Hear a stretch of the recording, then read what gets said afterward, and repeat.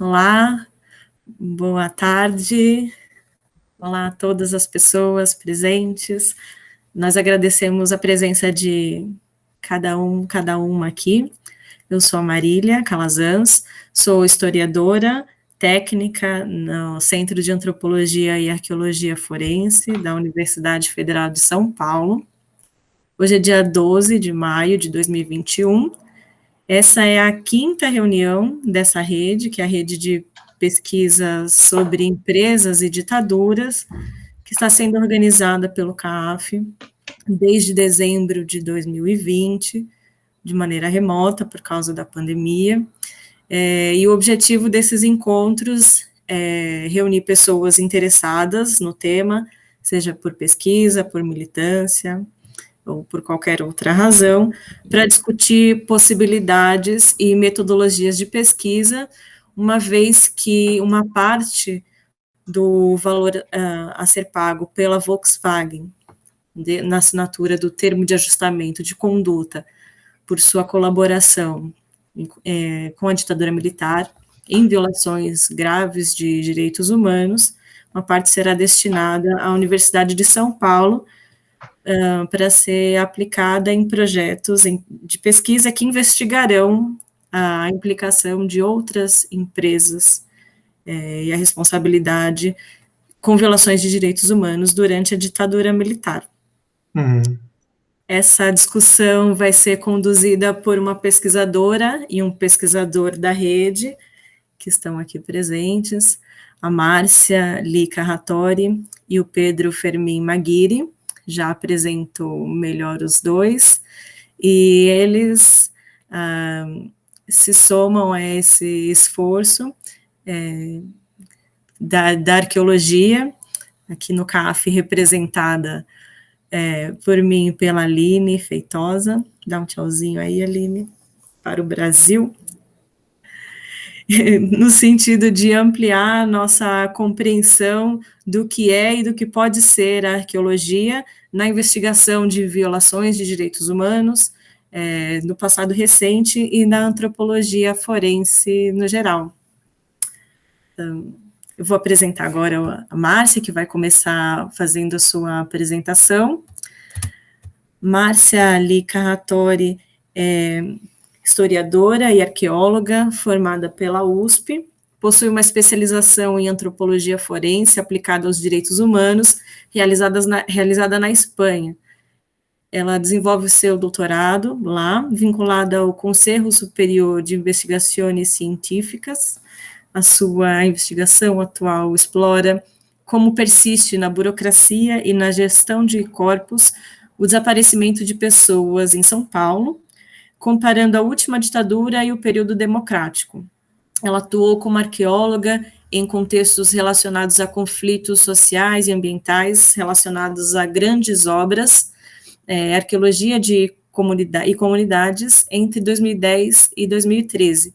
Sua experiência em contextos forenses está relacionada com as buscas de pessoas desaparecidas da última ditadura no Brasil, na região do Tocantins, Pará, e no estado da Bahia, como consultora da Comissão Especial de Mortos e Desaparecidos Políticos.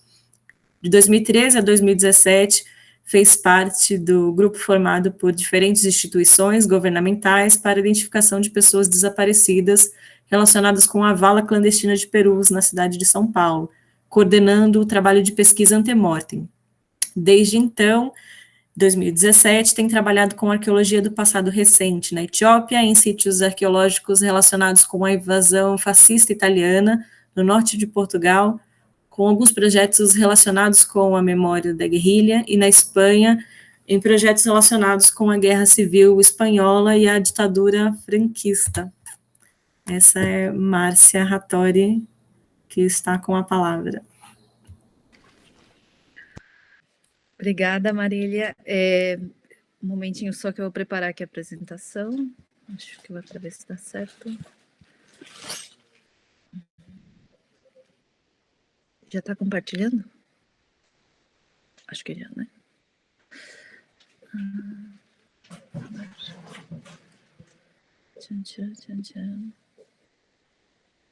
Bom, ótimo. Bom, boa tarde a todas e todos. Bom, antes, né, eu queria agradecer esse convite feito pela equipe do CAAF, né, pela oportunidade de poder compartilhar e poder ter esse espaço, né, de diálogo com diferentes movimentos sociais, pesquisadoras e pesquisadores, e com companheiros como o Pedro. Né? Além disso, eu acho que se trata de um tema fundamental para um centro de arqueologia e antropologia forense, né? Cujo nome já propõe pesquisas relacionadas a ambos campos do conhecimento. Bom, minha relação com o CAF foi mais relacionada no âmbito da antropologia forense, né, campo que me possibilitou conhecer alguns que estão aqui presentes, né, e coordenar parte do trabalho forense, como disse a Marília.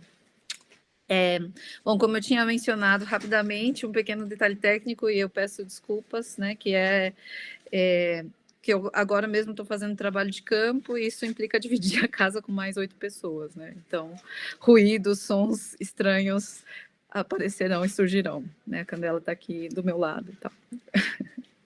Bom, e na verdade, sobre esse trabalho de campo que eu queria iniciar minha exposição sobre arqueologia e empresas. Né? A pergunta, basicamente, é como realizar pesquisas arqueológicas sobre a implicação de empresas e ditadura, né? Para além dos testemunhos orais e documentos em arquivos militares, por exemplo, ou arquivos das próprias empresas, né? Então, eu pensei eu proponho aqui uma apresentação bastante, né, focada em estudos de caso. Eu queria mostrar 4 formas de materialidade, né, para além dos objetos, que é o que as pessoas sempre relacionam, né, objetos e remanescentes humanos ósseos. Então, para além disso, como vocês vão ver mais adiante e ao longo da apresentação, eu quero propor essas 4 outras formas de materialidade e que mostram o potencial das pesquisas arqueológicas nesses contextos. Bom, como eu tinha mencionado para alguns aqui presentes, né, sobre a coordenação do arqueólogo Alfredo Gonçalves Ruibal, estou junto com esses companheiros e companheiras que divido a casa, a gente está escavando um dos maiores monumentos fascistas da Europa, né, que é o Vale dos Caídos, que imagino que alguns de vocês conheçam um pouco a história, né? É uma construção feita entre 1940 e 1958, né? Durou bastante tempo a construção desse monumento que é gigantesco. E trata-se de um lugar que recebeu uma quantidade enorme de restos mortais, né? Um mausoléu gigante. Muitos debates têm sido feitos a respeito da ressignificação desse espaço, né? Então, a gente entra dentro desse processo de ressignificação desse lugar a partir de pesquisas arqueológicas que estão sendo feitas pela primeira vez no Vale dos Caídos, né? Bom, como alguns de vocês também já escutaram pelas notícias, né, faz 2 anos que os restos mortais do Franco, né, do ditador, foram retirados desse lugar, como parte desse início de ressignificar esse lugar, né? Mas, bom, não é de restos mortais que eu vou falar aqui, né, senão da própria construção desse monumento fascista. O início dos trabalhos para erigir esse monumento são de 1939, e a partir desse período começa a se utilizar a mão de obra de presos políticos a partir de uma lei que eles chamam de Lei de Redução de Penas, né? Em 1959, esse monumento é inaugurado pelo ditador, pelo Franco, e hoje é parte do patrimônio nacional e é um parque, né? E também tem essa categoria de parque. Essa foto aqui é uma foto que eu tirei hoje, enquanto eu escrevia a apresentação e a gente escavava, né? Como vocês podem ver, parece um parque, né? Onde as pessoas do entorno de Madrid vêm fazer caminhadas, trilhas, se vê um bosque com pinos, e um pouco a partir dessa materialidade que eu quero falar. Essa é a primeira forma de materialidade que eu gostaria de apresentar, que são os pinos. Né, e a gente na arqueologia chama de ecofatos, né? Não são objetos, né, construídos e tal, mas há uma intencionalidade na sua colocação, na plantação desse tipo de evidência, que muitas vezes não se lê e que a arqueologia utiliza, né? Esses pinos eles foram plantados logo após a inauguração desse monumento e quando já não tinham mais presos trabalhando ali, né? Os barracos onde as pessoas, familiares dos presos viviam, e os barracões dos presos e dos trabalhadores foram derrubados e foram plantados pinos para uma narrativa desse lugar natural, de beleza natural ao redor desse monastério e desse mausoléu gigante, né? Os pinos, como vocês podem ver, eles de alguma forma invisibilizam o que existia e o que foi a construção desse lugar, né? Acho que é importante mencionar que esse é um contexto que, apesar de ter muitos filmes a respeito, documentários, arquivos sobre a construção, sobre as casas, sobre esses barracões, onde trabalhadores e presos viviam viviam ali, não existe praticamente nada. Né? Então, se a gente olha, e um dos historiadores que trabalha com a gente fez uma pesquisa no arquivo geral aqui, você vê que há muita coisa, há muita documentação a respeito da construção do monastério, da basílica, do próprio mausoléu, mas que quase nada existe a respeito, por exemplo, dos barracos onde viviam os familiares de presos que iam ali e ficavam por ali justamente para estar mais próximo dos seus familiares. Então, aí a arqueologia ela tem um papel fundamental, né, que é evidenciar não só a existência dessas pessoas e do contexto em que elas estavam vivendo, né, durante a construção do vale, mas também evidenciar aquilo que é a invisibilização dessa história, né, e os pinos são um pouco essa materialidade desse esforço na invisibilização, de transformar esse lugar como se fosse um espaço natural, onde nem houve quase ação humana, quando sim, né, a própria plantação dos pinos tem esse papel de invisibilizar. Né? Por exemplo, sobre esses barracos onde as famílias viviam, existe só uma foto, né? Quer dizer, é a única coisa que há sobre toda essa história, né? Em termos documentais. E qual é a relação disso com as empresas, né? Duas empresas fizeram fortuna a partir do uso, né, desse trabalho forçado dos presos. Os próprios destacamentos, né, que a gente escava, então existem 3 destacamentos dentro do Vale dos Caídos, onde as pessoas viviam enquanto trabalhavam ali. Os próprios destacamentos têm os nomes das empresas construtoras bom, enfim, atuaram ali, né? Que são a empresa Banus e aqui eu coloquei o nome, né, da construtora San Román, os estúdios e construções Molan e Banus. Então, são 3 destacamentos e essas 3 construtoras. Né? E são construtoras que, a partir daí, fazem uma fortuna, e aqui eu coloquei uma foto do empresário, né, o José Banus, e depois, a partir daí, a empresa cresce de maneira gigante, e depois você tem até hoje, né, o Porto Banús, que é um lugar no Mediterrâneo, em que ele compra hectares e hectares e forma todo um bairro ali, que é considerado super chique, né? Enfim. Então, para a gente ver, por exemplo, e acho que esse é um exemplo muito interessante, né, esse do Vale dos Caídos, de pensar um pouco essa relação intrínseca entre a contribuição de empresas e a ditadura, né? Com isso, eu queria chamar atenção para essa segunda materialidade, né, que são esses barracos. Então, esse aqui é um dos destacamentos que eu comentei, que foi estruturado por essa empresa Banus, né? De 2 irmãos. E aqui é a zona onde a gente está escavando. Então, como vocês podem ver, sobre um olhar leigo, né, vai olhar e parecer como um lugar natural, né, sem tantas ações. E quando a gente começa a prospectar e escavar e olhar para esse lugar, a gente vê todo esse processo, né, de todos esses barracos que foram construídos. Então, aqui são 2 fotos do pessoal da equipe escavando, 2 barracos, né, feitos, como vocês podem ver, aí apoiados sobre afloramentos de rocha, feitos de pedras, e toda a materialidade que sai desse cotidiano da vida desses presos trabalhando na construção desse monumento fascista, né. Então, aí nessa mesinha vocês veem um pouco do que tem saído, né, muito material reutilizado, placas, por exemplo, de zinco que eram utilizados como teto, que são reutilizados, né, para usar para teto, enfim.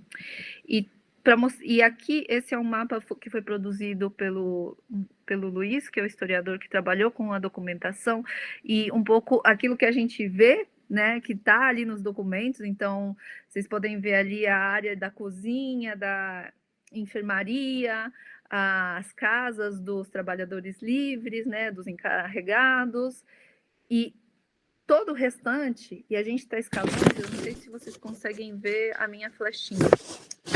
Conseguem, acho. E a gente está escavando esta zona toda aqui, né? E aqueles barracos que eu mostrei para vocês, de pedras, com os muros de pedras, eles estão todos aqui. E está, assim, abarrotado. Então, a cada, sei lá, 5 metros que a gente anda, a gente vê as ruínas de outro desses barracos onde familiares de presos viviam ali. E que não aparece, né, na documentação. Então, aqui, a partir da documentação, a gente colocou aquilo que a gente vê, né, e que está registrado, que é a cozinha, armazém, etc., e tudo aquilo que simplesmente está invisibilizado, né, a partir da colocação desses pinos, a partir da própria narrativa oficial, né, que a gente vê. Então, essas cabanas que vocês que vocês viram nas escavações, elas não estão em parte nenhuma, né? E se não fosse pela própria prospecção arqueológica e pelo trabalho de escavação, isso simplesmente não seria evidenciado, né? As próprias condições precárias onde que as pessoas viviam, né? Então, aí, a arqueologia, acho que nesse contexto, ela propõe uma narrativa contra-hegemônica, né? Uma forma de visibilidade dessas duras condições e da própria existência nesses lugares, né, onde os presos trabalhavam, e nesse lugar em que que foi a base desse seu trabalho, né, das empresas que colaboraram com o regime franquista e que se beneficiaram, se enriquecendo à custa do trabalho de presos, né?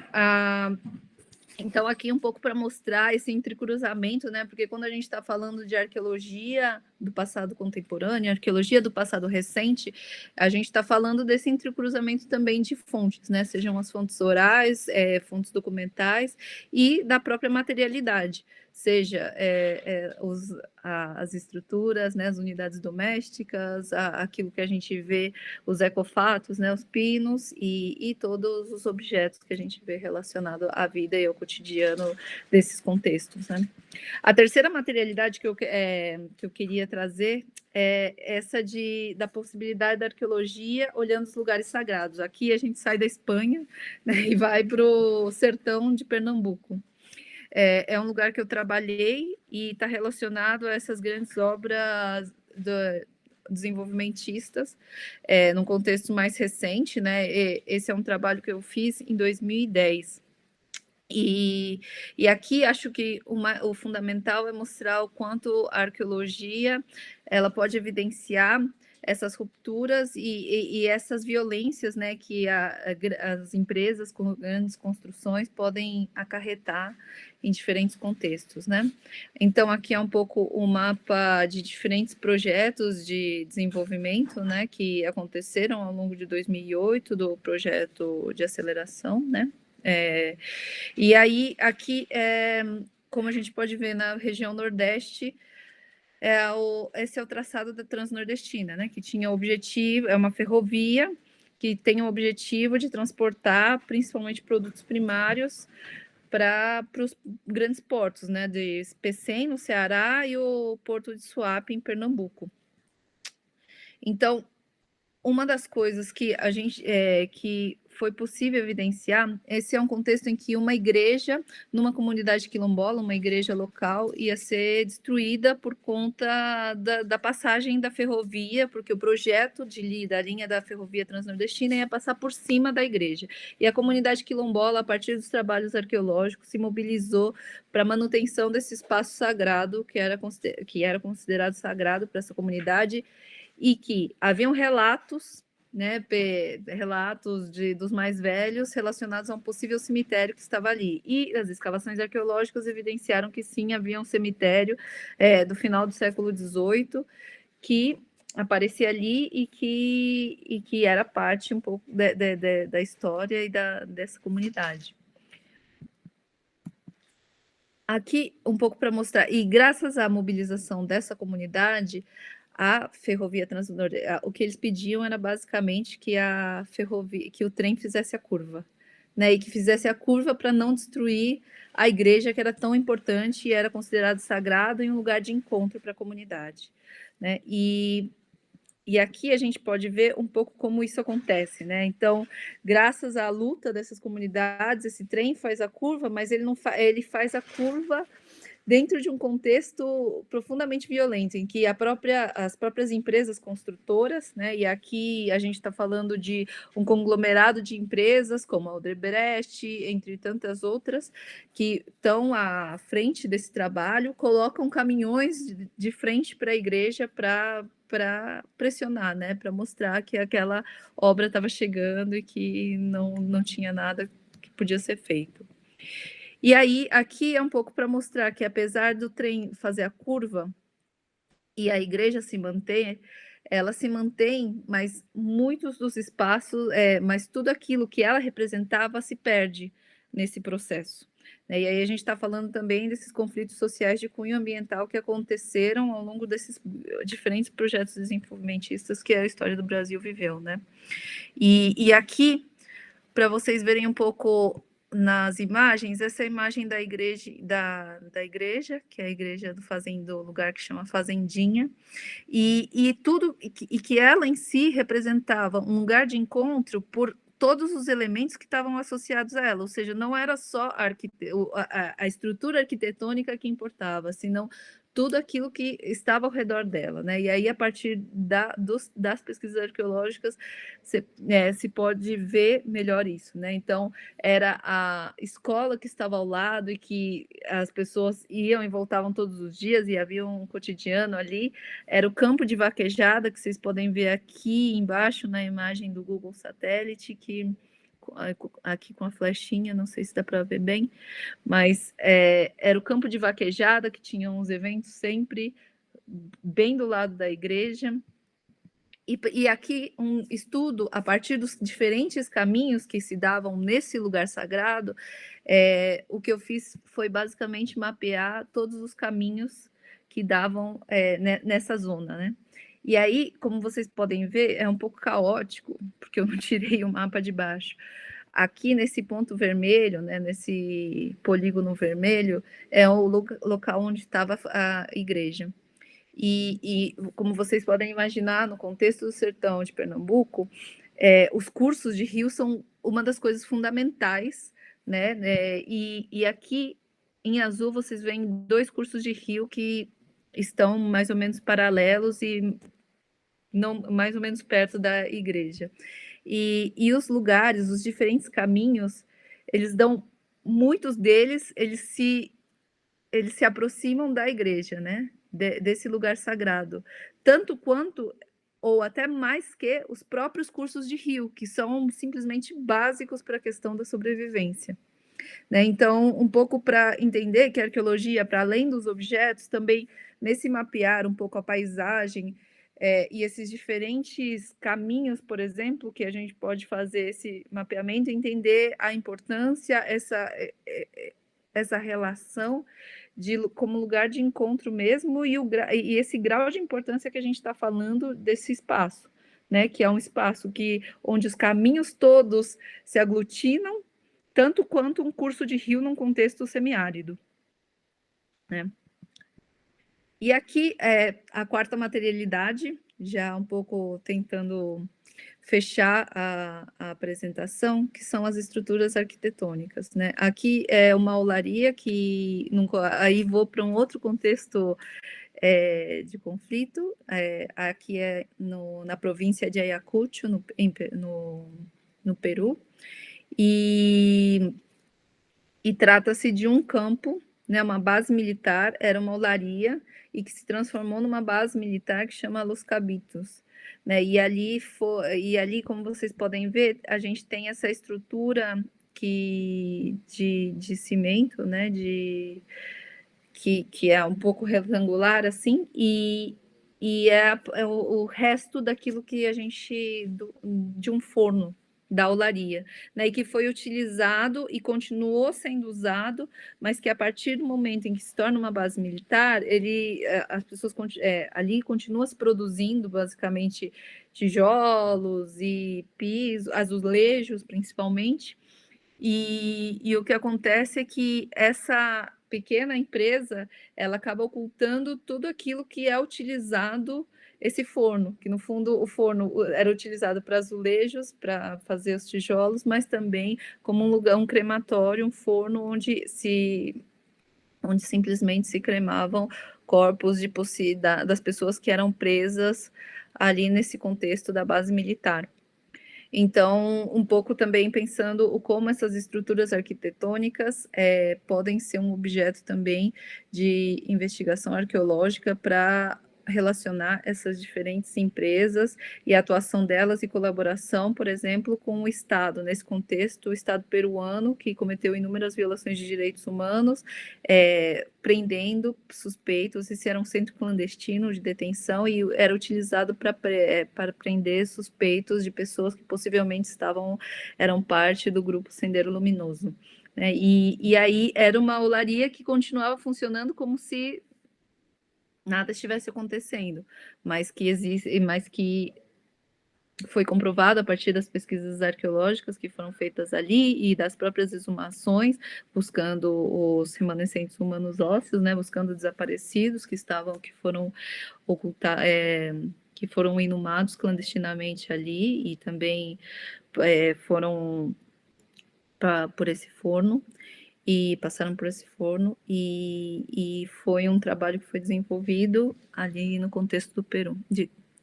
E aqui um pouco para a gente pensar, considerando esses diferentes exemplos e essas diferentes formas de materialidade, pensar um pouco nessas potencialidades da arqueologia na investigação de empresas e ditadura no contexto brasileiro, né? Aqui eu trago um pouco já fazendo essa ponte, né, do contexto Peru com o Brasil e quando eu visitei esse lugar eu me lembrei muito, né, do contexto da usina Cambaíba, dentro, né, com as suas diferentes especificidades, mas um pouco pensando na potencialidade de uma pesquisa arqueológica num contexto como o da usina Cambaíba em Campos de Goytacazes, né, onde a gente sabe que houve uma colaboração com a ditadura, inclusive para possivelmente a ocultação de corpos ali no estado do Rio de Janeiro. E a outra, pensando nesse tema, né, relacionado aos deslocamentos forçados, a esses núcleos de povoamento que são construídos nesse contexto desenvolvimentista, na questão do mapeamento dos diferentes caminhos e no próprio deslocamento e no caso dos grupos indígenas, deslocamento e muitas vezes genocídio desses povos, pensando nessas grandes obras, né? Porque se a gente pode fazer pontes dentro desses exemplos que eu dei, né, que são de diferentes contextos e países e tal, eu acho que, por exemplo, no contexto da ditadura franquista, ela também tinha um discurso super tecnicista, né, e de um discurso desenvolvimentista também, né, e aí como a gente pode utilizar essas diferentes análises arqueológicas para evidenciar, né, esses projetos que relacionavam totalmente, né, deslocar forçosamente esses grupos, assassinato, construção de núcleos de povoamento, enfim. E é isso. Obrigada.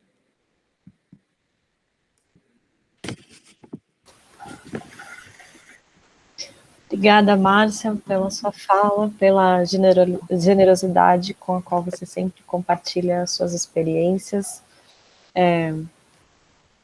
Acho que nós temos muitas perguntas, mas vamos passar primeiro para a fala do Pedro, e aí depois a gente abre para a discussão geral. Pode ser assim, gente?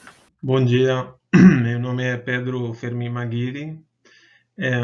Esta apresentação faz parte de um evento organizado pelo CAF, Unifesp, pelo Centro de Antropologia e Arqueologia Forense da Unifesp, e é uma apresentação que, por uma série de problemas técnicos, eu não consegui apresentar completamente num evento que o CAF organizou. Então, agradeço ao CAF, ao Centro de Antropologia e Arqueologia Forense, agradeço à companheira Márcia Hattori, e esse evento no qual eu não consegui terminar essa apresentação era sobre o envolvimento e cumplicidade de empresas na ditadura militar e as possíveis contribuições da arqueologia para a compreensão desse envolvimento e essa cumplicidade. Daí eu resolvi organizar essa apresentação em duas partes. A primeira tem a ver com como a arqueologia pode contribuir para articular materiais de diferentes fontes, mas desde a arqueologia, como diferentes materiais diversos podem ser conceitualmente melhor compreendidos desde a arqueologia. E a segunda parte é sobre como a arqueologia pode realizar os seus próprios registros para fazer sentido de diferentes processos de repressão e de resistência.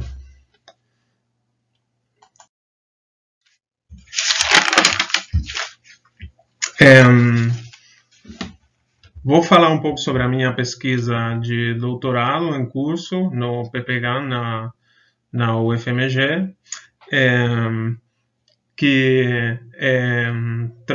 na qual eu trabalho sobre as assim chamadas cadeias indígenas de Minas Gerais.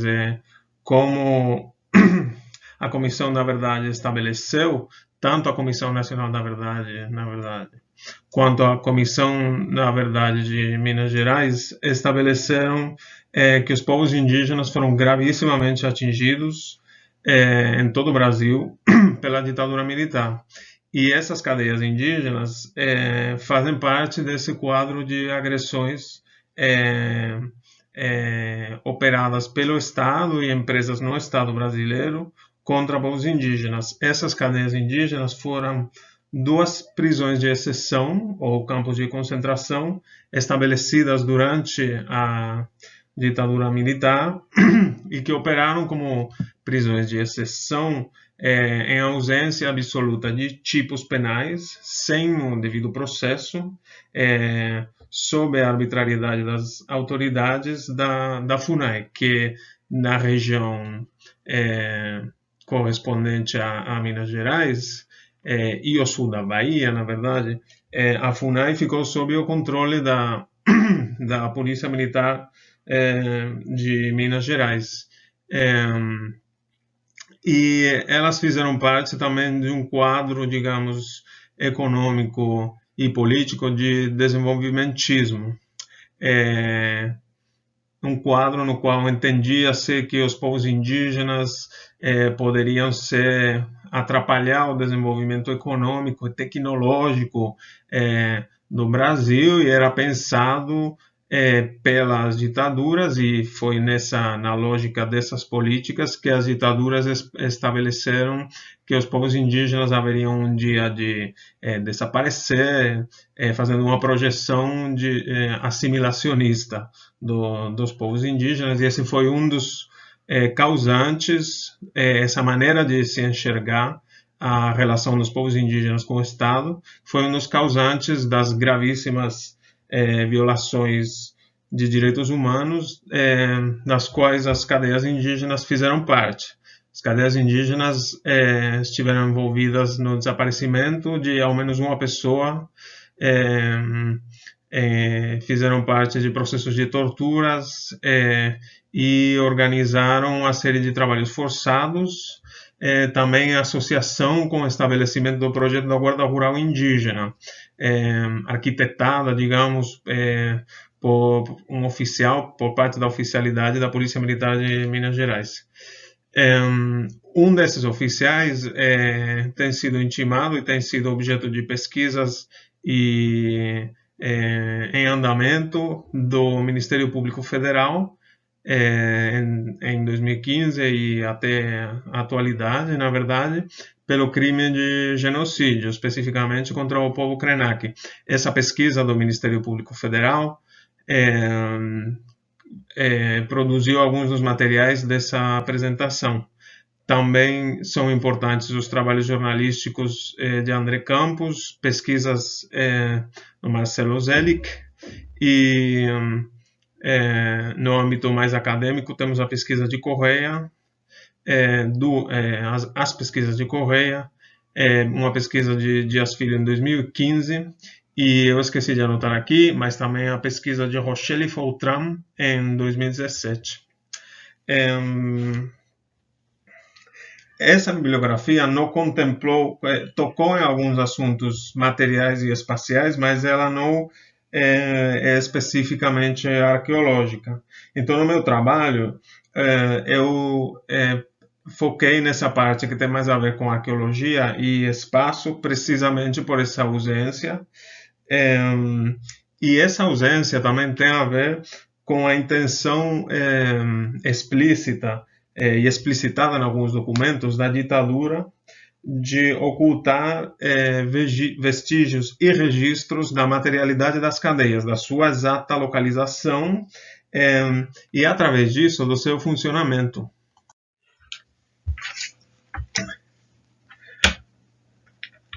A primeira dessas cadeias indígenas foi o reformatório, chamado Reformatório Indígena, estabelecido nos territórios do povo Krenak. Ela operou entre finais de 1968, sendo estabelecida de maneira mais ou menos paralela com a declaração do Ato Institucional 5, entre finais de 68 e finais de 1972. Foi uma prisão estabelecida no então chamado Posto Indígena Guido Marlier.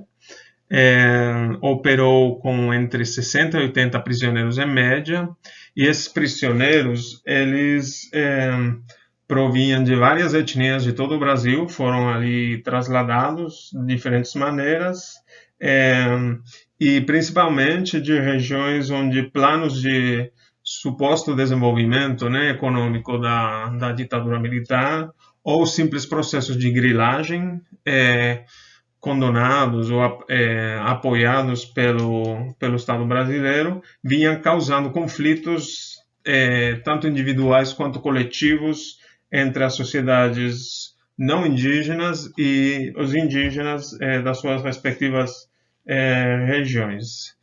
E o próprio povo Krenak, ele foi, por assim dizer, emaranhado em toda a dinâmica de internação, de trabalhos forçados, de tortura e de imposição de uma ordem arbitrária em volta desse reformatório, assim chamado. Como a gente vê nessas fotografias, e é por isso que eu estou falando de encobrimento por parte da ditadura, essas duas fotografias foram feitas durante a própria ditadura militar, por um jornalista do Correio da Manhã, num esforço do jornalista por entender onde que estavam essas prisões, porque os guardas autoridades da Polícia Militar de Minas Gerais se ocupavam de impedir o acesso, impedir o registro, a documentação de onde que estavam funcionando e como estava funcionando essa prisão. A pessoa que tirou essas fotografias não conseguiu localizar, embora chegasse no posto indígena Guido Marlier desde do lado oposto do Rio Doce, como dá para ver nessa foto, e embora conseguisse andar entre os prédios.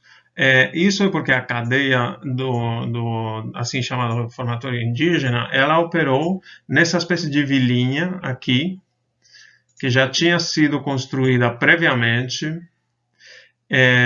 e a cadeia reutilizou um desses prédios, possivelmente essa que foi a escola. Outras pessoas com quem eu me entrevistei lembravam de uma espécie de enfermaria. A ideia é que a cadeia reciclou, como se fosse reutilizou um prédio pré-existente. E essa fotografia aqui já é dos anos 70, posteriormente anos 79, poderia ser dos anos 80, 90. Aliás, se não me engano, acho que é de um fotógrafo chamado Siqueira, do ano 97, na qual restou só o próprio prédio das prisões. Isso foi posteriormente à enchente do ano 79. Então, essa prisão estava como se fosse emaranhada, como se fosse mimetizada na vilinha aqui, que já tinha sido construída previamente.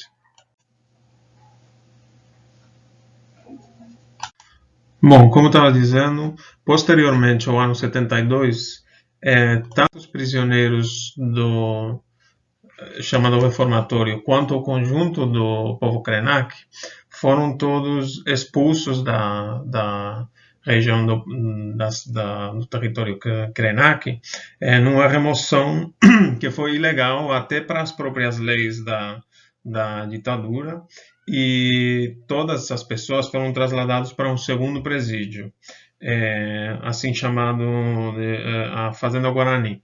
Isso foi no final do ano de 72. Então, posteriormente, o mesmo prédio foi utilizado como patronato. Teve patronato, igual aqui fala, Patronato São Vicente de Paula. Foi utilizado para hospedar crianças que estavam nesse patronato, e a própria documentação cartográfica ela mostra esse apagamento e essa tentativa da ditadura durante uns anos de simular como se nunca tivesse lá acontecido essas graves violações de direitos humanos, e ainda, inclusive, como se já não existisse um povo Krenak, como se o povo Krenak tivesse ficado para a história, e foi uma tentativa, digamos, de um apagamento tanto da própria prisão e das violações de direitos humanos ali perpetradas, quanto da própria existência e história do povo Krenak. Diante disso, a minha pesquisa consistiu em registrar os vestígios que estavam lá até entre o ano de 2017 e 2019, trabalhar também com a memória de algumas pessoas que vivenciaram toda a fase das cadeias indígenas. Essas aí são pessoas na atual terra indígena Krenak, que o povo Krenak felizmente conseguiu, depois de muitas lutas, recuperar e mostrar a ilegalidade de todo o processo. E, como estava dizendo, o meu foco foi entender, com as indicações das pessoas sobre a localização do prédio, como é que funcionava a dinâmica da prisão, tanto internamente quanto externamente. Essas são algumas das pessoas que explicaram como era a vida em volta do assim chamado reformatório. E a gente pode entender que o presídio era tanto uma prisão quanto um lugar de treinamento para a assim chamada guarda rural indígena. Então, toda a vida em volta do presídio estava pautada, organizada pela execução de trabalhos forçados, pelas prisões, pelas torturas e espancamentos e as maneiras brutais nas quais os encarregados tentaram impor a sua lei, por assim dizer, arbitrária.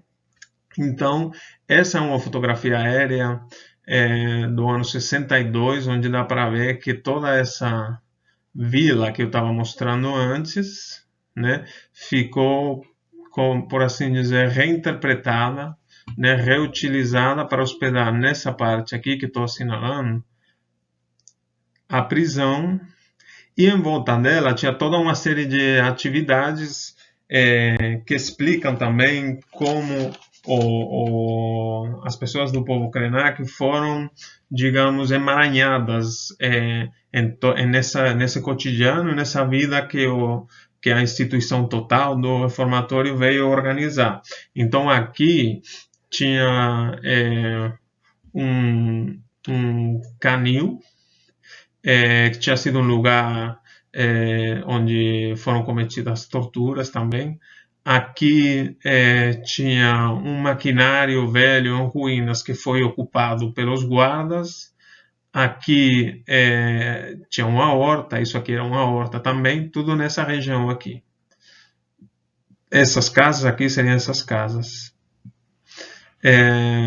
Tinha uma área de cozinha também, e nessas hortas era que os prisioneiros trabalhavam de maneira forçada.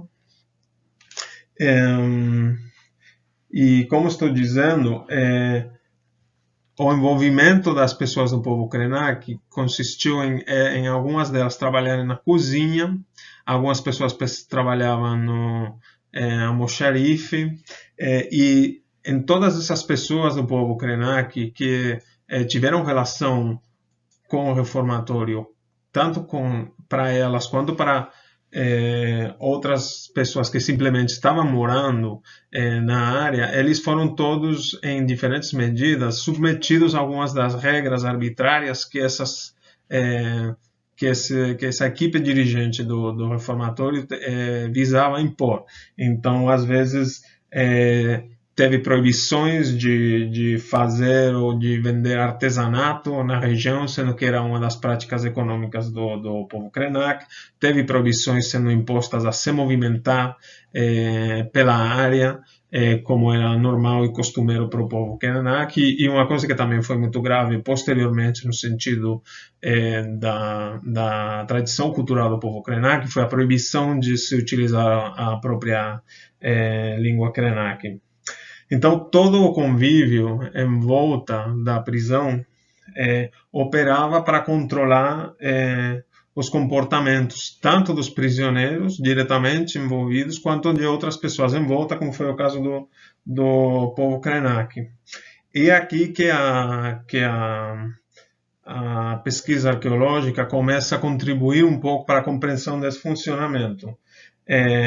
Como digo, o convívio para controlar os comportamentos, já fosse para acabar o tempo de prisão, para ingressar na Guarda Rural Indígena, que estava vigiando o desenvolvimento de todos esses trabalhos forçados, e a Guarda Rural Indígena, por assim dizer, acolhia algumas das pessoas que estavam presas no reformatório, ou para simplesmente a pessoa, depois de terminar o percurso prisional dela, se estabelecer numa das casas da região em volta, trabalhando em menor medida nos trabalhos forçados do grupo e mais para si próprio.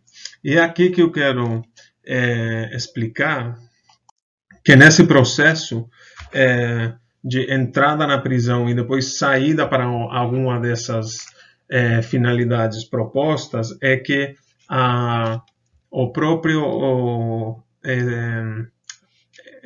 regime espacial da prisão era importante. Esse aqui é um desenho do interior do reformatório. Como a gente está vendo, ele tinha dois lados bem diferenciados. Vocês veem até o número 8 desse lado e do número 8 para frente desse outro lado, né? Então, quando a pessoa chegava prisioneira ou era punida, em muitas ocasiões ela era presa num xadrez, ou seja, num espaço menor, que nem esses aqui, e só posteriormente que ela, dependendo do comportamento dela, podia passar a ocupar espaços maiores. Então, a arqueologia da repressão e da resistência tem aplicado a ideia da profundidade, ideias como a profundidade, conceitos, né, como a profundidade, o tamanho e a integração para a compreensão dos prédios prisionais. Então, profundidade, eu acho que é fácil entender. Um quarto, que nem o 15 aqui, por exemplo, ele fica a maior profundidade, ou seja, maior distância em número de espaços que é preciso atravessar, né, do que o número 13, por exemplo. Para sair do quarto número 15, precisa passar pelo 14 e pelo 13. Para sair do 13, só sair no corredor, né, nesse corredor aqui. Então, um outro conceito útil para a gente entender o funcionamento de um prédio desses prisional é o tamanho, que como a gente vê tem diferentes tamanhos, e isso tem a ver com essa ideia da graduação da punição, da graduação do castigo, e a gente também tem o conceito da integração. A integração quer dizer o grau de conexão de um quarto, de um cômodo, com o conjunto de um prédio. Então, por exemplo, aqui o número 17, ele tá conectado com mais um quarto, né? Então está bem pouco integrado, por assim dizer. Outros quartos mais integrados seriam, por exemplo, o 2, que está conectado com vários outros quartos aqui. Então, de novo, a integração, ela pauta nesse prédio esse caminho no qual a pessoa passava de ficar preso num espaço menor e mais isolado para outros espaços maiores, de a menor profundidade e com maior integração nas atividades do conjunto. Essas atividades, lembrando que eram os trabalhos forçados e a formação da Guarda Rural Indígena.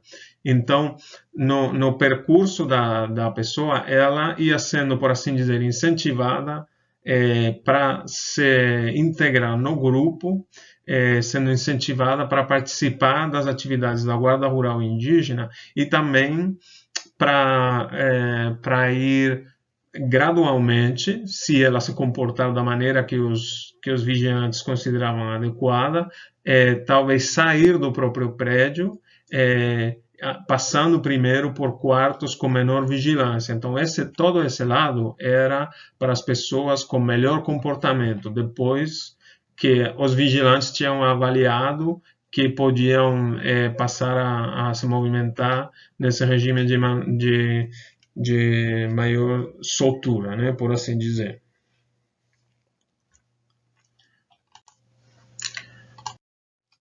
Então, desde uma vez que a gente já compreende o padrão espacial e essas assim chamadas etapas de liberdade, esse sistema gradual da pessoa ir ficando sob menor vigilância, mais integração e menor isolamento, essas etapas de liberdade é uma frase que está contida na documentação, né, que os vigilantes utilizavam. Então, depois que a gente compreende esse sistema, esse funcionamento inscrito no padrão espacial, a gente vem a compreender globalmente o projeto dentro do qual operavam as prisões, as cadeias indígenas, especificamente o reformatório, e a gente vem a entender como é que funcionavam como que funcionava a documentação. A gente compreende a documentação com maior facilidade. Então, por exemplo, nas fichas individuais, como essa aqui um exemplo, os registros que eram feitos mensalmente eram registros de comportamento, nos quais rotineiramente os responsáveis pelo reformatório descreviam se a pessoa estava se adequando bem ao sistema de trabalhos forçados, se ela estava cumprindo as ordens, se estava obedecendo, e dependendo desses registros mensais, ela podia ou não passar de umas fases para outras. E depois que entendemos esse padrão espacial do reformatório, compreendemos também a lógica, entre aspas, de que a reforma significava, nesse contexto, a pretensão de transformar os comportamentos individual e coletivamente dos povos indígenas em direção a um modelo de não indígena, ou seja, a ideia era que a pessoa seria transformada em guarda rural indígena, uma unidade da Polícia Militar de Minas Gerais, e outros seriam transformados ao vir a ocupar outras casas maiores em regime que estariam explorando de regime de sitiante, de camponês. Segundo a própria documentação, esses outros eles também seriam transmudados em sitiantes. Então, nos dois casos, temos a mesma lógica de que povos indígenas deveriam gradualmente irem adotando instituições não indígenas até o momento em que não existiria mais, né, povos indígenas e seriam como se fossem transformados, assimilados no Brasil. É uma ideia que estava denunciada já pelas suas implicações genocidas desde bem antes desse reformatório funcionar, nos próprios anos 50, 60, o próprio Darcy Ribeiro estava denunciando o que ele chamava da ideologia brasileira, que seria considerar o indígena ou o negro como um futuro branco, né? E um pouco essa temporalidade que está inscrita no desenho do reformatório, né? A mesma ideia também que tentou apagar a presença do povo Krenak dos seus territórios, né? Essa ideia de que cabia ao Estado brasileiro impor, né, o horizonte futuro, né, dos grupos e dos indivíduos indígenas em direção a não mais existir, né, enquanto povos indígenas diferentes e com a sua especificidade no Estado brasileiro. Bom dia e bem-vindos a esta segunda parte da apresentação sobre as contribuições da arqueologia para o registro registro sobre repressão e resistência em processos relacionados à ditadura militar. Nesta segunda parte, eu irei falar mais sobre a sobrevivência ou resistência cultural do povo Pataxó, enquanto um processo material e por isso registrável arqueologicamente, um processo posterior principalmente ao desmonte da segunda prisão de exceção, que foi a assim chamada Fazenda Guarani. Ela operou ao menos entre 73 e 79, embora tenha registros de atuações violentas posteriormente a isso. Mas essa segunda cadeia indígena foi objeto de duas transformações materiais fundamentais. Primeiro, ela foi transformada de antiga fazenda agrícola, fundamentalmente de café, em cadeia indígena. Isso significou uma série de modificações visíveis nesse lado aqui da imagem. No interior, por exemplo, dessa sede principal, desse sobradinho, foi estabelecida uma cela. Também foi instalado, tinha sido instalado, aliás, anteriormente, a instalação da prisão, essa espécie de pirulito que a gente vê nas duas fotos, para formações da Polícia Militar, possivelmente também da Guarda Rural Indígena, embora a Guarda Rural Indígena, no tempo de funcionamento dessa segunda cadeia, da segunda prisão de exceção, ela foi gradualmente sendo desmontada. E a segunda transformação material foi, ao longo dos anos, né, a transformação desse lugar numa série de aldeias Pataxó. Até onde eu acompanhei, que as minhas últimas pesquisas em 2020 eram 4 aldeias Pataxó. Então, essa transformação que a gente vê aqui é resumida, né, numa série de rituais e comemorações sendo feitos no mesmo pirulito, posteriormente ao desmonte da prisão. É o processo mais longo no qual eu vou focar para essa segunda parte da apresentação. A primeira transformação material dessa antiga fazenda, antiga prisão em aldeias, tem a ver com seu regime espacial, ou seja, com como as pessoas posteriormente, durante a época da prisão e posteriormente, foram se utilizando do espaço. Primeiro eu vou falar um pouco sobre como funcionava espacialmente a Fazenda Guarani e depois as transformações que deram nas 4 aldeias que existem hoje em dia.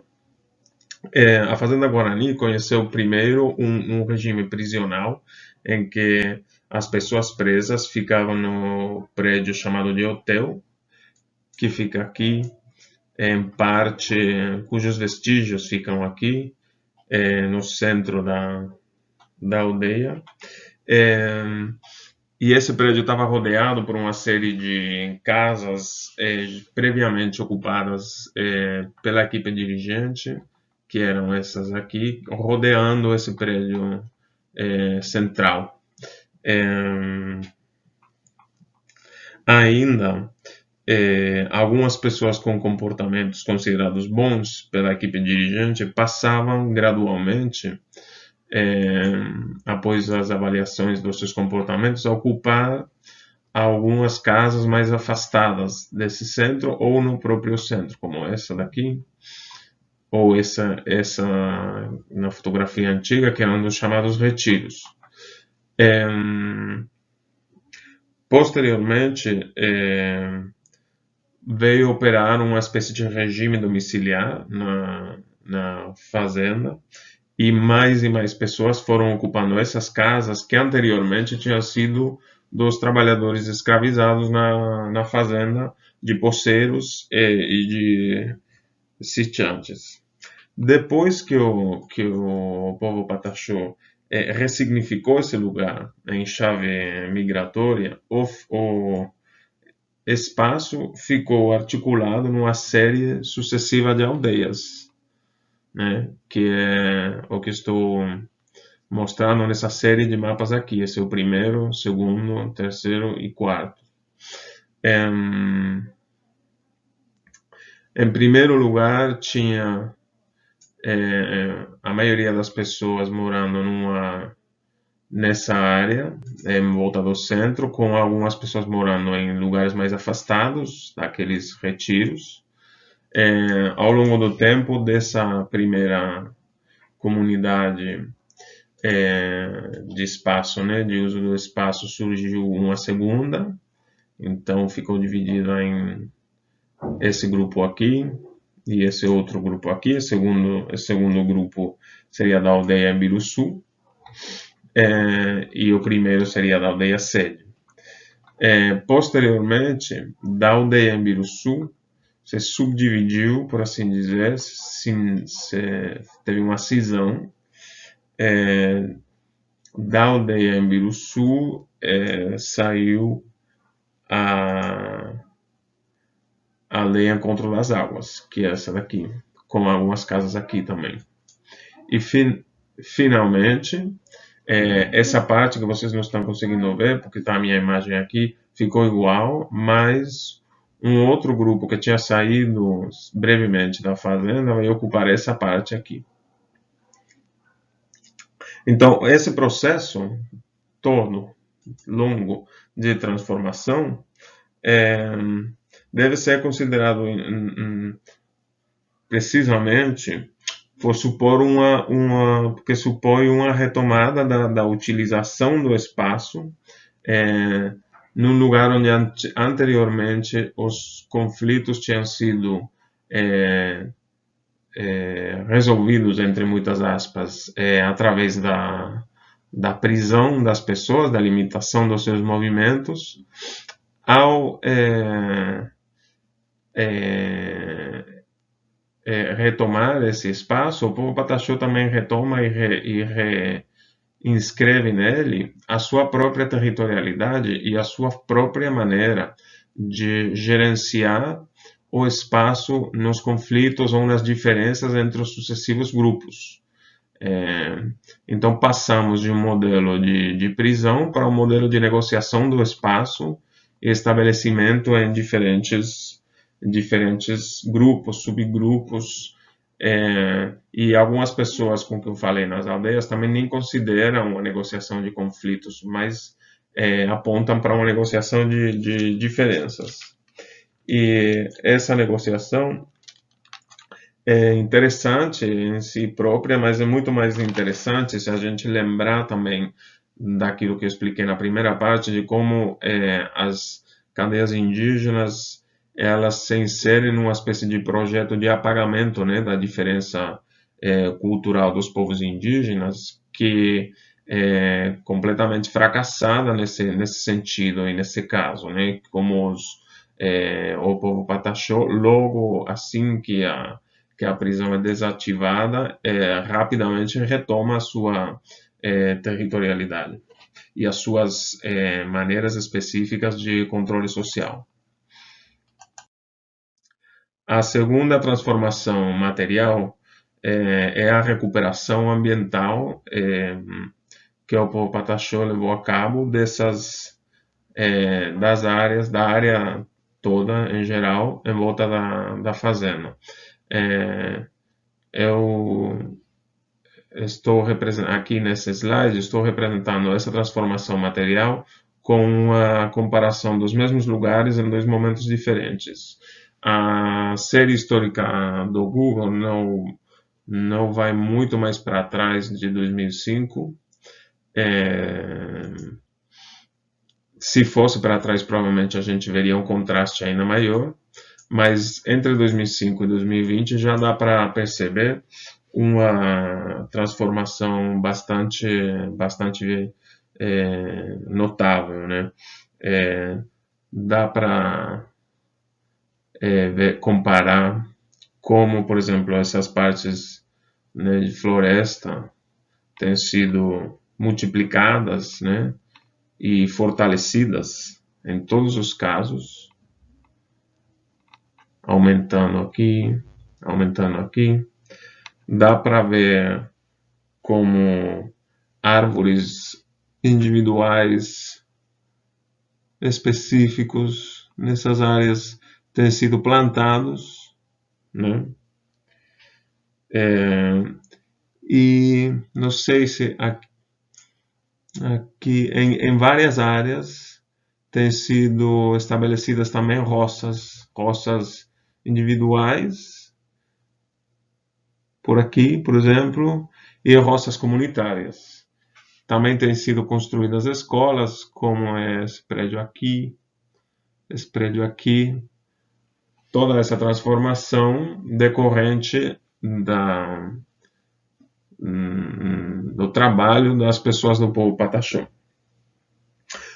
Uma outra coisa que é importante com relação ao projeto os projetos da ditadura para a transformação, essa suposta transformação que visava dos indígenas em sitiantes e tal, é que a gestão desses recursos naturais não é uma agricultura, por assim dizer, nova.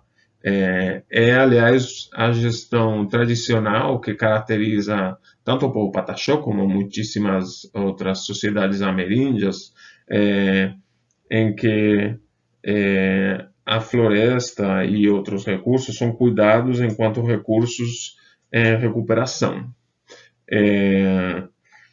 Quando o povo Pataxó e os outros povos indígenas foram trasladados à Fazenda Guarani, ela estava em ruínas, tanto nos prédios quanto no sentido que os cultivos intensivos de café tinham desgastado o chão quimicamente, e os rendimentos agrícolas eram extremamente baixos. Então, diante disso, as aldeias Pataxó, neste caso, têm recuperado a paisagem material e culturalmente. A maneira como o povo Pataxó faz em muitos outros lugares, na Bahia, por exemplo, onde antigos lugares de estabelecimento indígena, os lugares dos antigos, são revitalizados, tendo seus recursos naturais recuperados, como nesse caso. Finalmente, eu queria chamar a atenção para esses pontos aqui, que eu destaquei. Esses aqui são centros culturais. Centros culturais são a terceira transformação material que eu quero destacar, que a arqueologia consegue registrar, e que, nesse caso,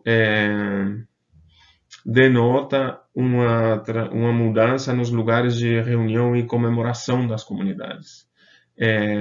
Essa primeira fotografia aqui é uma fotografia feita durante o processo de lutas pelo reconhecimento da Fazenda Guarani como uma terra indígena, pelo qual o povo Pataxó se apoiou, de um lado, em apoiadores não indígenas, de outro, no então incipiente movimento indígena, digamos, mais recente, e ao mesmo tempo que o povo Krenak retomava e recuperava o território indígena que tinha sido ilegalmente roubado deles, o povo Pataxó se articulou para permanecer na Fazenda Guarani. É interessante observar também que essas reuniões de articulação aconteciam ainda nas antigas praças, naquilo que era a antiga praça da Fazenda. Aquela praça principal com o pirulito que eu mostrei no começo.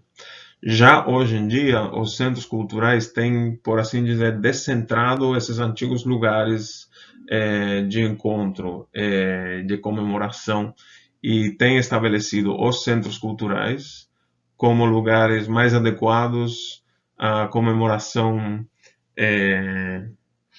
de vários eventos na vida das pessoas nas comunidades, seja articulações com apoiadores, amigos, visitantes, como mostra essa fotografia, com um amigo de fora da aldeia, uma pessoa de um partido político, seja esse tipo de encontros com pessoas que vão visitar, como acontece nos Auês, no mês de abril e nas Festas das Águas, quanto para as comemorações, por assim dizer, internas da própria comunidade, como são os batizados, os casamentos, etc. Então, isso também é interessante com relação ao passado ditatorial, porque na época da Fazenda Guarani, os casamentos eram controlados pela chefia, autorizados ou não pela equipe dirigente, e foram comemorados numa igreja católica que existia lá. E hoje em dia os casamentos e essas cerimônias são comemorados nesses centros culturais. Então temos uma retomada tanto de espaços, lugares e paisagens naturais, quanto da temporalidade ritual. Ou seja, essas cerimônias foram reformulados e materialmente reconfigurados, dentre outras maneiras, na sua estreita relação com a água. A água é fundamental para o Pataxó. A própria palavra Pataxó, segundo algumas genealogias, indica o barulho que a água faz quando ela bate contra a areia. E, se não me engano, na cosmogonia Pataxó, os primeiros Pataxós caíram sobre a terra feitos pingos. Então, por isso que essa rearticulação do espaço significa também uma rearticulação da temporalidade, uma reconexão com o tempo primigênio, né? Com o tempo telúrico das origens do mundo e das origens do povo pataxó. Por causa dessa importância da água, os problemas nas nascentes das aldeias hoje em dia atingem diretamente essa reconstituição, essa resistência cultural da territorialidade do povo pataxó, e por isso que é grave que hoje em dia esteja tendo restrições e diminuições nos fluxos de água das nascentes. Bom, essa aqui é uma imagem de um batizado, onde o nome das pessoas é proclamado, né, para a comunidade e pela comunidade, pelas lideranças nessa parte com água. Então, essas partes com água têm sido construídas, adaptadas para poder sediar esses batizados e cerimônias, e a ausência de água ou a diminuição do fluxo disponível supõe essa situação aqui, por exemplo, né, onde o mesmo lugar onde essa pessoa está sendo batizada fica completamente seco, né? O mesmo problema temos aqui. Ainda estamos fazendo pesquisas para comprovar e entender a conexão dessa diminuição de água com a retomada das atividades da mina do Sapo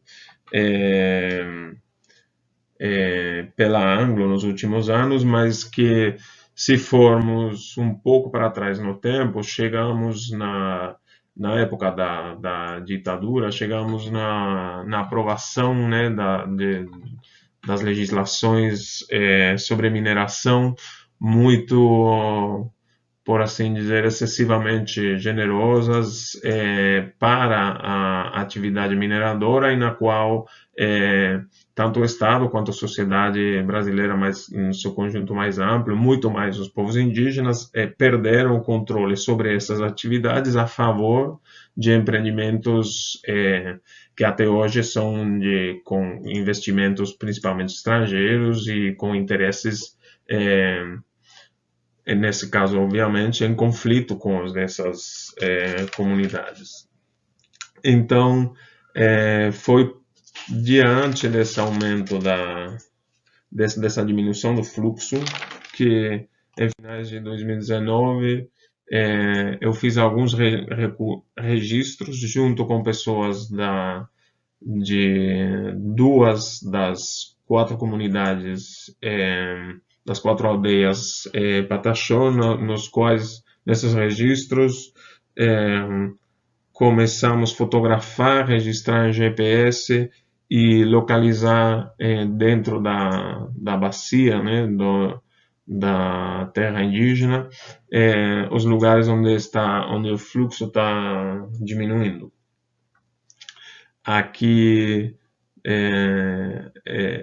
está um registro feito com o seu bago sobre como a água estava diminuindo o fluxo num lugar específico. Fizemos aqui também com o Antônio Pretinho, fizemos uma série de registros na forma de depoimentos também, onde a pessoa explicava como, numa memória curta, num tempo recente, já tinha diminuído muito o fluxo em lugares onde anteriormente a própria pessoa lembrava que tinha sido muito maior.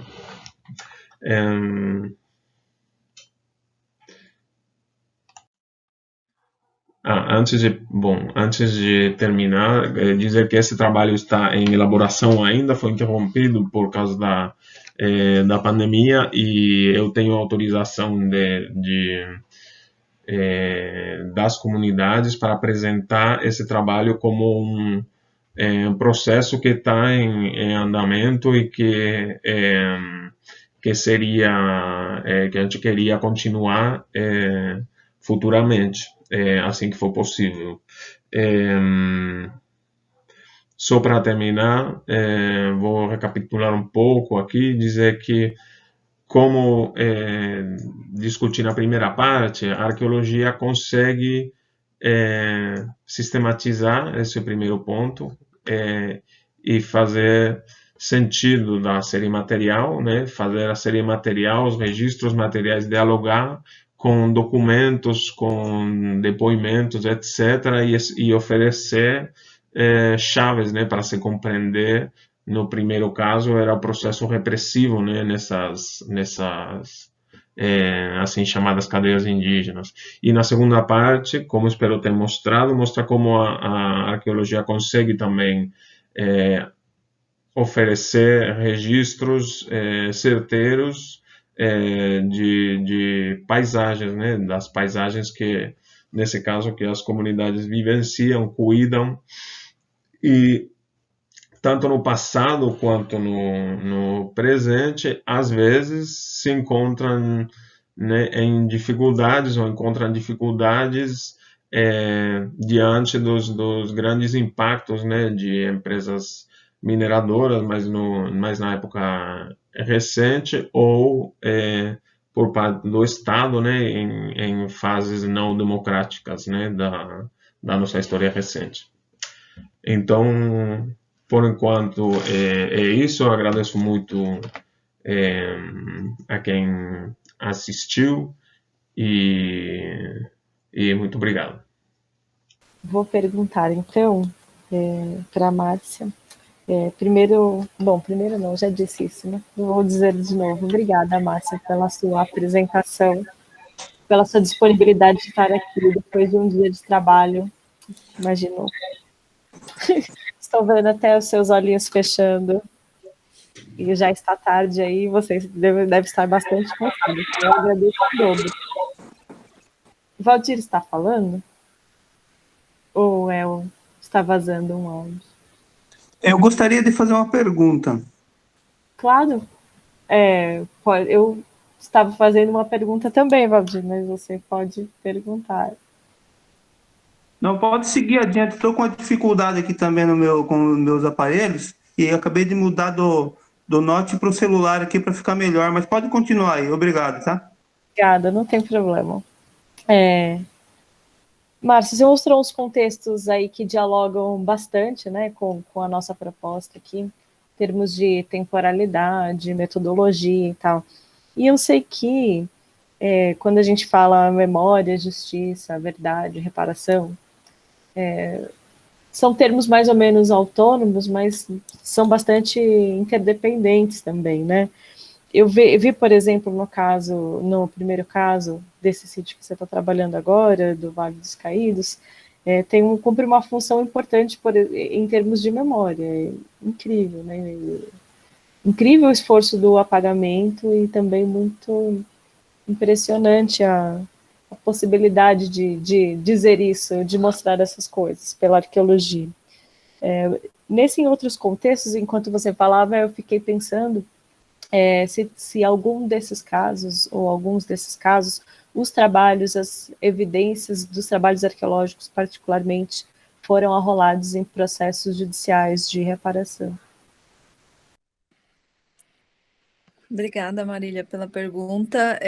Não, acho que acho super pertinente, é um tema.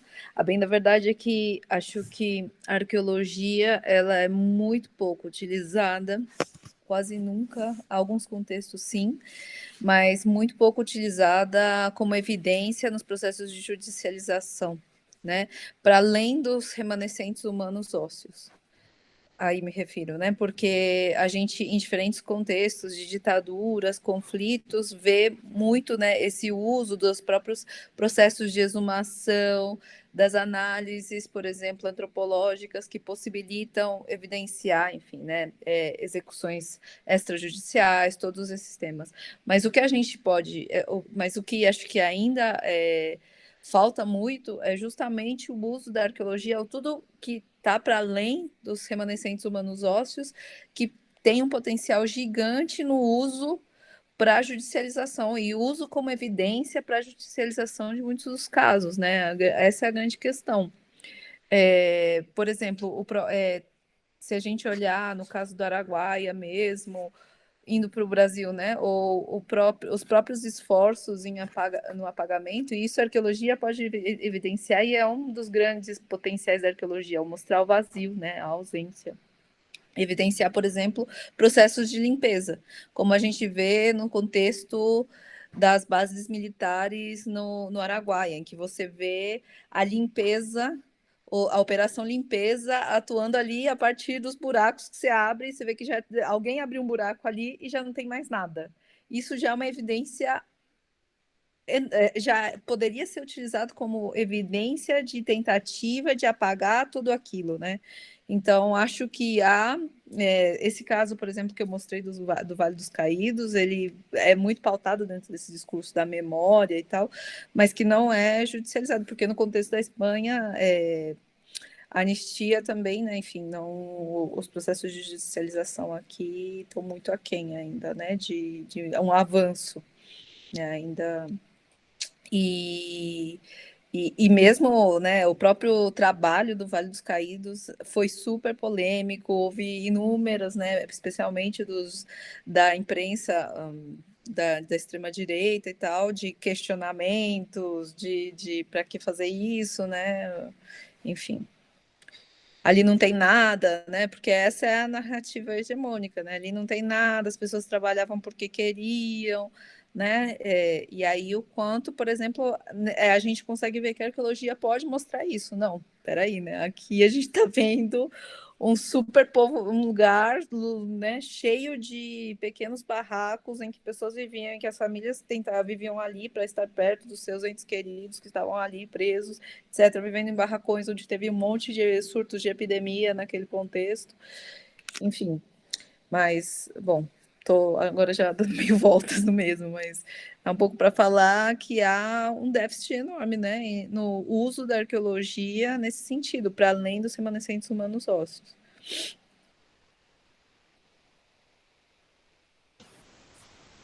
Eu tenho percebido, assim, os projetos de pesquisa aqui do CAF têm mostrado que, em termos gerais, uma parte técnica pericial, muitas vezes crucial, né, para a justiça, é ignorada nos autos do processo. Eu acho que a arqueologia talvez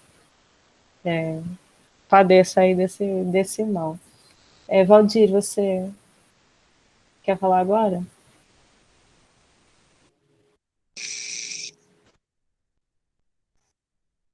Opa, estão ouvindo? Bom, então só uma pequena apresentação. Meu nome é Valdir Sessi, eu faço doutorado, né? Eu me ocupo em pesquisar os problemas que aconteceram em relação aos trabalhadores durante a construção da Itaipu Binacional, né?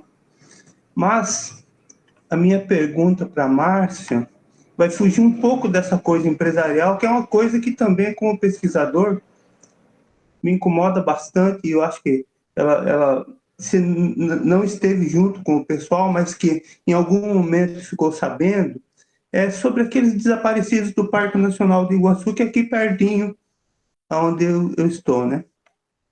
E uma pergunta, assim, que, pelo menos tem duas coisas que eu discordo enquanto pesquisador. Primeiro, que a ditadura enterrou gente na Itaipu e concretou, discordo, não concordo com isso, e que aquele pessoal que foi atraído pelo Alberi para o Parque Nacional tenha sido executado no Parque Nacional e depois enterrado no Parque Nacional. Discordo também desses dois assuntos, né? Agora, Márcia, foi gasto muito dinheiro com pesquisa, com levantamento de dados, onde foi mostrado, né? Foi balizado como lugar da execução no Parque Nacional. Foram trazidos equipamentos de altíssima qualidade e não foi encontrado sequer um cartucho em meio àquela mata.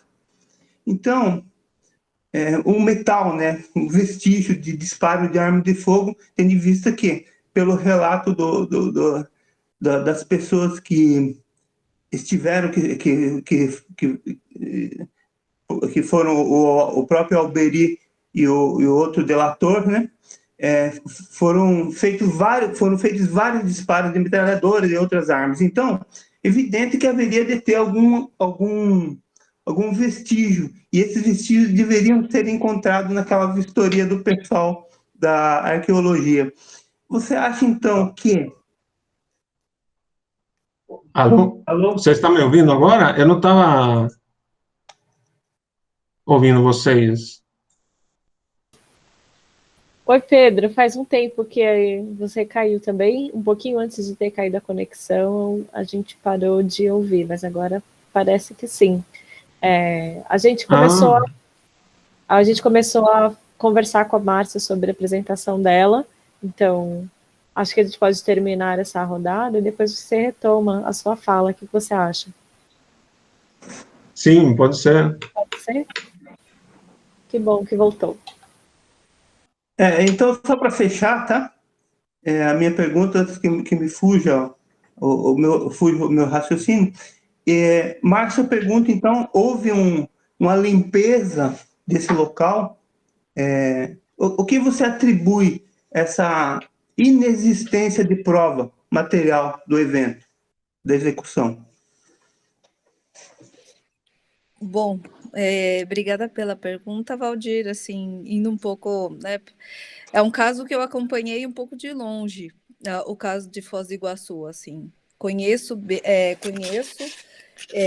acompanhei, sei das equipes que foram, e acho que aí há uma questão de método e do próprio processo que envolve a inserção de arqueólogas e arqueólogos nesses trabalhos de busca de desaparecidos.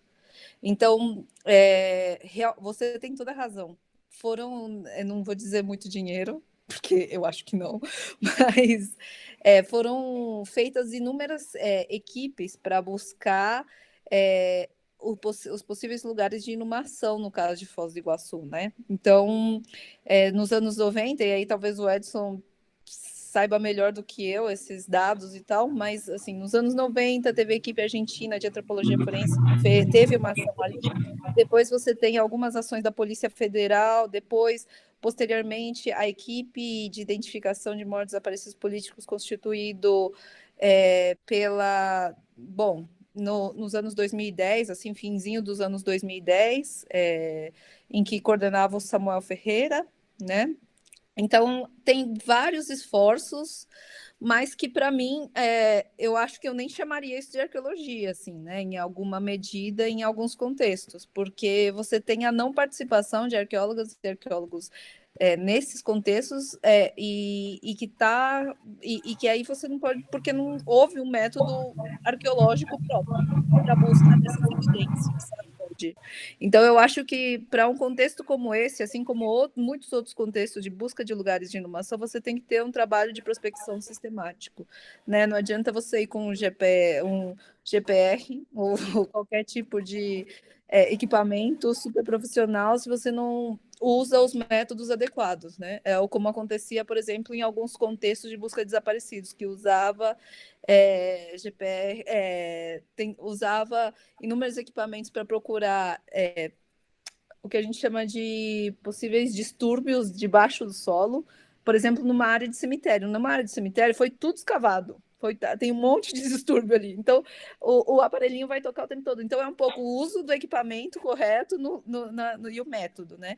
E eu acho que no caso de Foz do Iguaçu, assim como eu acho que no caso do Araguaia e em muitos outros contextos no Brasil, né, o que falta, no fundo, é um trabalho sistemático de prospecção e envolvimento de determinar nessas equipes de arqueólogas e arqueólogos que atuam nesse tipo de contexto. Porque o que sempre aconteceu foi a atuação de policiais, né? Policiais, médicos, né? E aí tem a ver, e aí eu volto um pouco à questão que a Marília colocou, que também está relacionado muitas vezes com esse não entender, né, que a arqueologia pode ser usada como evidência. Então, em contextos, por exemplo, no Chile, você tem arqueólogos atuando no IML, né, e isso faz toda a diferença em cenas de crime, etc., né? Então, aí você tem todo o uso de métodos, né? Porque a arqueologia a gente está falando de diferentes métodos, o uso da estratigrafia, o uso de análise espacial, o uso de N coisas que podem te ajudar, porque senão você vai o quê? Escavar tudo, né? Então, tem métodos que você pode usar para uma pesquisa sistemática. O grande exemplo é a busca do Che Guevara, né? Que durou, tipo, meses e meses, escavando todos os dias, numa área minúscula que não é nem metade do que é o parque, não é nem 1/10 do que é o Parque Nacional de Itaipu, sabe? Então, para a gente entender um pouco as dimensões do Brasil, as dimensões do que é buscar uma pessoa, né, que tem que envolver um trabalho sistemático, não adianta fazer um evento de 3 dias de busca, porque não vai encontrar nada, né? 3 dias de busca numa área gigantesca, tipo, o que você vai encontrar ali? É como no Araguaia, uma etapa ou uma expedição que dura 10 dias, em que 2 dias demoram para chegar, 2 dias para voltar. O que você faz numa área, né, das dimensões que é o contexto do Araguaia? Então, é um pouco por aí a resposta. Valeu, obrigado, Márcio. Quem quer falar, gente?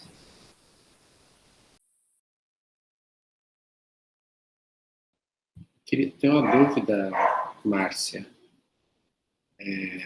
Você citou 2 casos em países distintos, né? E queria um pouco, a gente acompanha aqui como se faz no Brasil, né? Inclusive o acesso à justiça, depois que você já respondeu na pergunta da Marília, mas eu queria saber qual é a institucionalidade desse trabalho arqueológico do tipo que você nos apresentou, e qual a diferença aí que você vê nesta institucionalidade entre Brasil e Espanha, se é que há. Posso complementar só, Márcia, se você me permitir, que tem a ver com isso que o Edson disse? Porque, enfim, no caso do Peru, lá em Ayacucho, esse sítio, né, da memória, La Hollada, que gera, nossa, enormes repercussões políticas em Lima, disputas, né?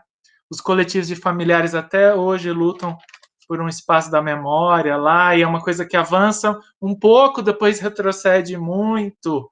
Então, essas batalhas em torno da memória, esse caso que você trouxe eu acho muito importante, e também no caso espanhol, que é uma briga política intensa em torno, né, do Vale dos Caídos, também as tentativas de exumação por toda a Espanha, né, as vítimas do franquismo, os mortos também na Guerra Civil Espanhola. Então, se eu pudesse falar, vocês no campo, essas batalhas políticas e como vocês podem estar sofrendo até assim, às vezes até risco físico, né? Dependendo dos trabalhos onde vocês moram, como que as comunidades reagem melhor ou pior a isso. Tá. Bom, obrigada. É uma pena que o Pedro não está conectado, porque ele também poderia falar muito, muito do caso espanhol, né? Ele fez o mestrado dele sobre o tema. Mas, bom, dentro daquilo que tem a ver com a minha experiência aqui, esses trabalhos de arqueologia que são desenvolvidos aqui, a institucionalidade deles está muito mais relacionada a projetos de pesquisa vinculados a instituições de pesquisa, que seriam como, sei lá, o CONICET da Argentina, ou como se, bom, digamos, né, seria o CNPq, se o CNPq tivesse né, como se fosse um grupo de pesquisa próprio, assim, né, faria. Então, no fundo, são convocatórias, né, que para pesquisa, e aí as pessoas que investigam relacionados ao tema que vão desenvolver esses trabalhos. Né? Então, essa é a institucionalidade, que é muito pouca, em termos de responsabilização e atuação do próprio Estado, em relação à investigação de violações de direitos humanos, em relação a temas relacionados à memória. Né? Então, tem um pouco esse processo, em que você não tem uma equipe, que é diferente da experiência que eu tive no Brasil, em alguma medida, durante esse período dos anos 2010, né? Em que havia um vínculo mais direto como atuação do próprio Estado, né, na investigação. E então, aqui no caso espanhol, ele acontecem muitas exumações, né? Então, se você nos próprios sites, assim, é algo muito fácil de buscar. Se vocês procurarem mapa de fossas na Espanha e todos os lugares que foram escavados, vocês vão ver assim um número absurdo. Então, se por um lado isso foi importante para perceber a quantidade de valas que existiram e existem até hoje aqui na Espanha, e que é considerado o segundo país do mundo com mais valas clandestinas, depois do Camboja, isso foi graças à atuação de, né, movimentos sociais, etc., e a atuação de voluntários, especialmente gente que, de repente, atuava para alguma prefeitura, que era mais, né, era de algum partido político um pouco mais, que se aproximava e se preocupava com o tema da memória histórica aqui, e que aí atuava. Mas, por outro lado, isso dificulta muito o processo de judicialização. Se há uma visibilização, graças à atuação de voluntários, movimentos sociais, as associações pela recuperação da memória histórica, você tem um pouco essa distância do Estado como responsável pela própria busca, pelos próprios trabalhos relacionados ao tema, né? Então, esse é um dos grandes problemas na Espanha.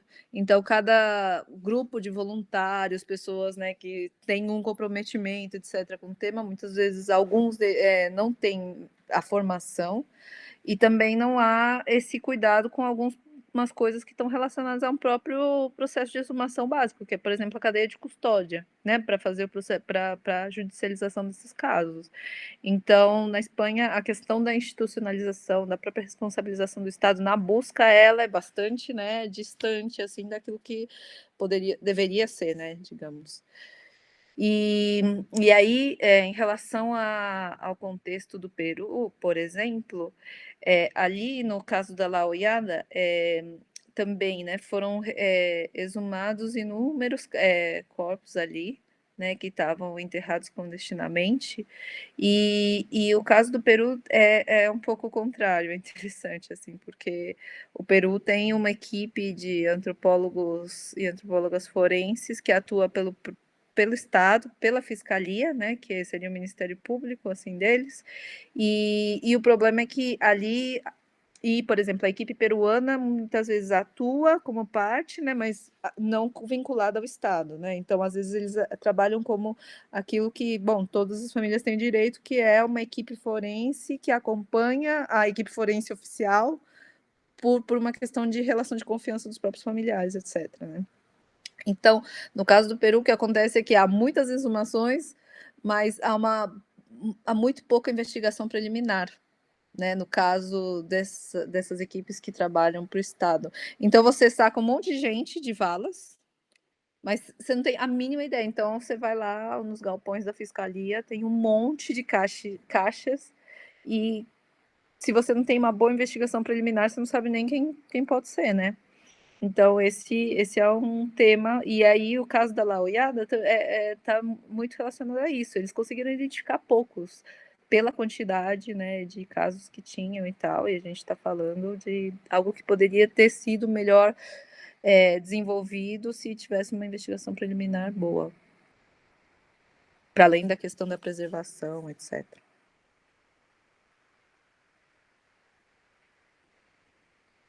No caso do PAC... Não é isso que ia contar? Que Caio voltou, só que nesse aí Caio não voltou. Pedro. Alô?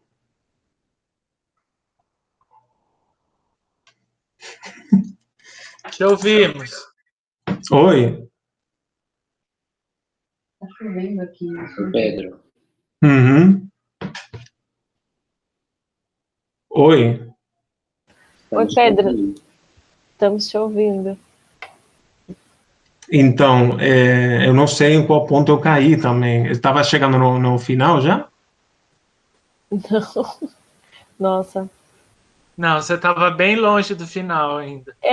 Praticamente eu tinha começado a falar e interrompeu de novo, Pedro. Daí nós retomamos a discussão. Talvez você queira participar também de algumas das respostas aqui, porque são questões comuns. Bruno, por exemplo, fez um comentário. Quer falar, Bruno? Não, Pedro, eu não sei como que o Edson e a Marília estão com tempo, né? Mas eu achei a sua pesquisa muito interessante, eu gostaria de conhecê-la mais, porque eu estou participando de umas discussões com a deputada Joênia Wapichana, a PIB, a Articulação dos Povos Indígenas do Brasil, que querem relançar a ideia de uma comissão nacional da verdade indígena. Eu acho que seu trabalho é muito interessante para articular, enfim, apresentar para o movimento indígena nessa discussão. Só isso, parabéns pela pesquisa. E aí, em outra oportunidade, se tiver um tempinho, eu gostaria de conhecê-la mais. Vou falar só uns minutinhos aqui sobre a questão da Belgo. Meu nome é Marina, eu sou doutoranda na UFMG em História, e minha pesquisa de doutorado é sobre resistência camponesa no estado de Minas Gerais. E também trabalhei junto com o Pedro e uma equipe de historiadores na pesquisa do Memorial do DOPS aqui de Belo Horizonte. Mas e trabalhei também na Comissão da Verdade aqui de Minas Gerais, no grupo de violações de direitos humanos no campo.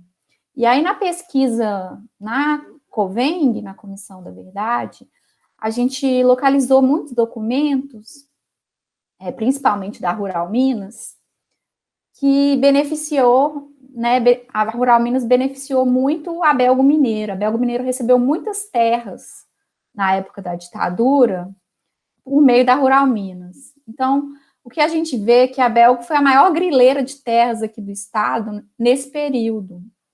E ela expulsou muito poceiro, então participou de muitos conflitos de terra, que a gente vê muito na documentação. Então, né, conversando com o Pedro, né, a partir desses documentos do DOPS e também da pesquisa na Rural Minas, a gente viu que a Belgo pode ser uma das empresas a ser investigada pela pesquisa, né? Porque a gente já viu que ela se beneficiou muito durante o regime. É isso.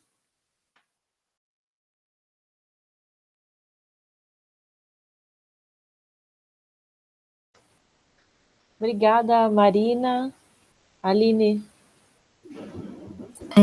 Pedro, eu queria deixar uma sugestão, não sei se é possível, mas o trabalho de vocês é incrível, estava todo mundo ansioso para ver a tua apresentação, que você passa ali de contextos diferentes, né, de parte arquitetônica, de parte de paisagem, enfim, pegava um panorama bem grande do potencial da arqueologia. Eu não sei se é possível, mas depois, se você quiser gravar em vídeo, a gente pode ver como viabilizar para compartilhar isso com a rede de pesquisadores. Não sei se é possível, Marília, mas talvez seja uma possibilidade. Sim, eu gravo, sem problema. Sim. Joia, eu acho ótimo também, Aline. Sim, muito boa ideia aí, obrigadão.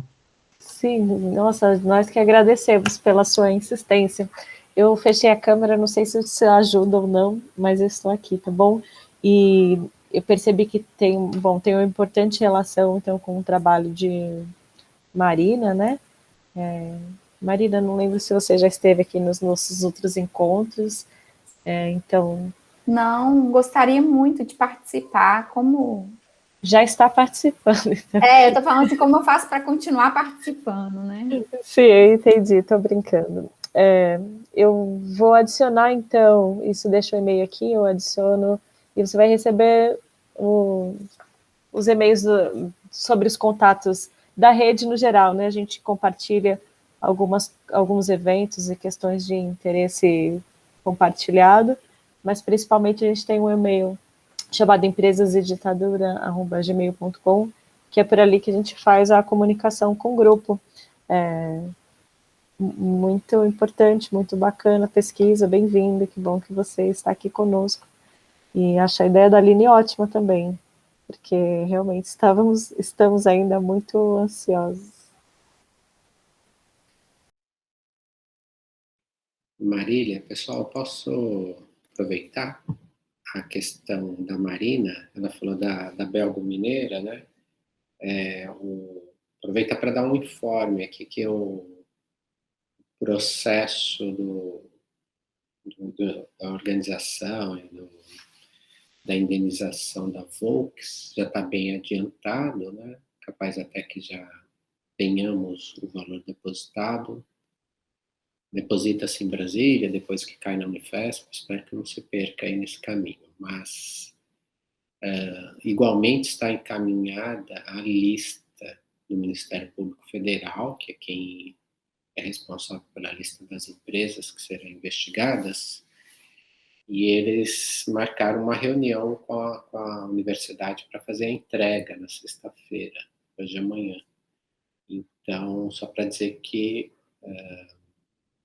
não deve, se a Belgo não estiver, não vai entrar, enfim, a lista está pronta.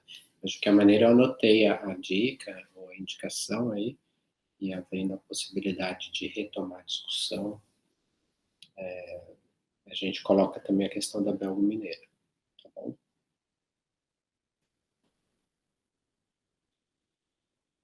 Acho que é isso, Marília. É isso, gente. Eu acho que bom que estamos aqui encontrando maneiras de nos comunicar, apesar dos pesares. Pedro e Márcia, agradeço muito pelo esforço de vocês estar conosco. A gente já está gestando esse encontro há um tempo. E essas coisas acontecem. E importante é que nós estamos aqui nesse encontro com vontade de seguir e compartilhar. Se não tiver mais nenhum tópico a tratar, Edson, Aline, Márcia, Pedro, Bruno, pessoal com a câmera desligada, os remanescentes arqueológicos desse encontro. Bruno, eu vou te procurar sim para esse assunto que você colocou. Muito obrigado, viu? Agradeço a participação de cada um e cada uma, especialmente a Márcia e Pedro, pela colaboração. A gente pode retomar, então, a discussão talvez no próximo encontro, ou encontrar alguma oportunidade. Pedro, se você enviar o vídeo, vai ser muito bom, a gente compartilha com a rede. Sim, eu vou fazer. E é isso. Vou terminar a gravação aqui. Muito obrigado, Márcia. Muito obrigado, Pedro, pela paciência. Muito obrigado para vocês.